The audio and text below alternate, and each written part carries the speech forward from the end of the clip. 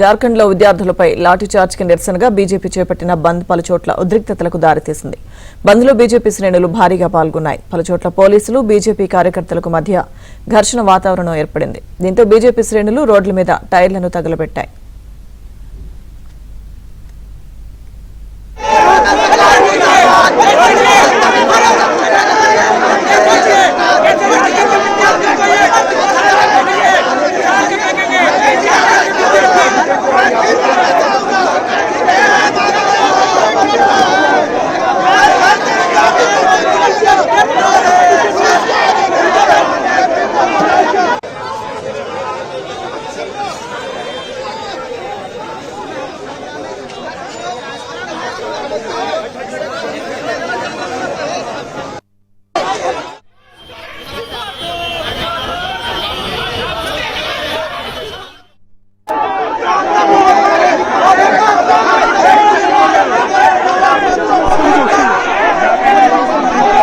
सरकार की तानाशाही है, ऐसे नहीं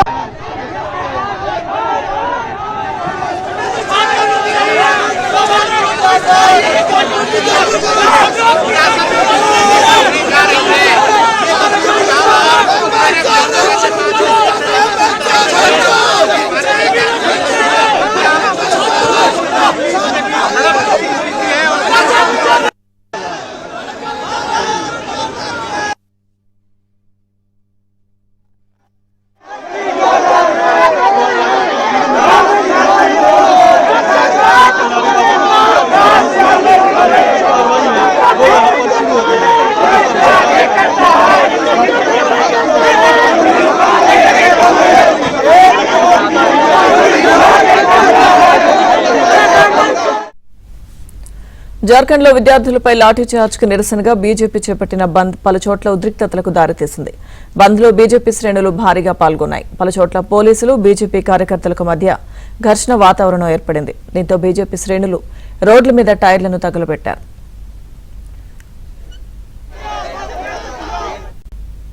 బంద్ కి సంబంధించిన పూర్తి సమాచారం మా ప్రతినిధి సతీష్ అందిస్తారు.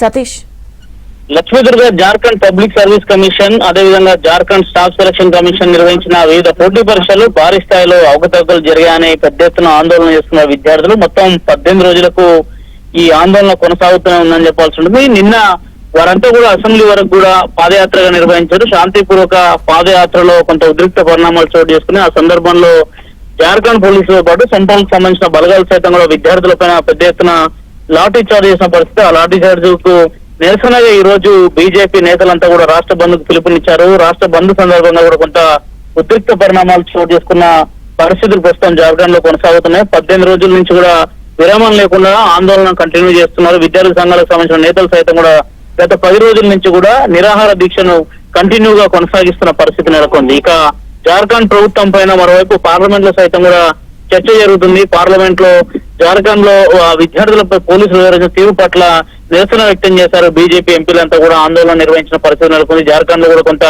ఉద్రిక్త పరిణామాలు అయితే చోటు చేసుకుంటున్న నేపథ్యం కనిపిస్తుంది.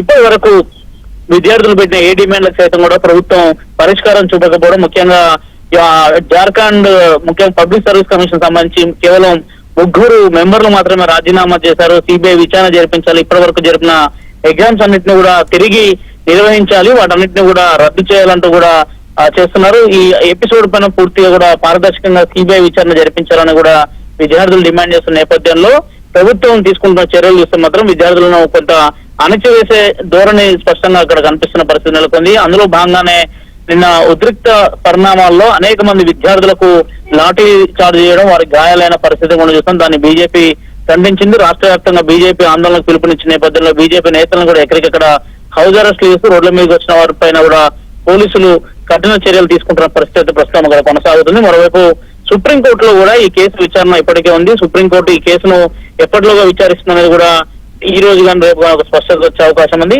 ప్రధాన డిమాండ్ సిబిఐ విచారణ జరిపించాలి, ఇప్పటి వరకు నిర్వహించిన ఎగ్జామ్లన్నింటినీ కూడా రద్దు చేయాల్సిందిగా విద్యార్థులు డిమాండ్ చేస్తున్న పరిస్థితి నెలకొంది. Okay Satish, thank you.